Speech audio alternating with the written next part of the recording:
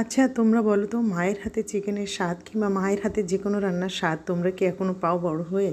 আমি তো পাই না। মায়ের হাতের রান্নার স্বাদ আমার এখনও মনে পড়ে। ছোটোবেলায় যখন মা চিকেন কিংবা মাছ যে কোনো জিনিস আমাদের রান্না করে দিত, তার অপূর্ব একটা স্বাদ হতো, যে স্বাদ আমি এখন কোনো রান্নাতেই, আমি চেষ্টা করি অনেকটা মায়ের হাতের মতো রান্না করার, কিন্তু পারি না, সেই স্বাদ আনতেই পারি না। তো আজকে আমি একটু চটজলদি একটা চিকেন করেছিলাম, সেটা তোমাদের সাথে শেয়ার করছি। সেটা হলো জলছাড়া চিকেন। এই চিকেনটা রান্না করার জন্য আমি কড়াইতে প্রথমে তেল দিয়ে গোটা গরম মশলা ফোড়ন দিয়েছি, তারপর পেঁয়াজ দিয়েছি।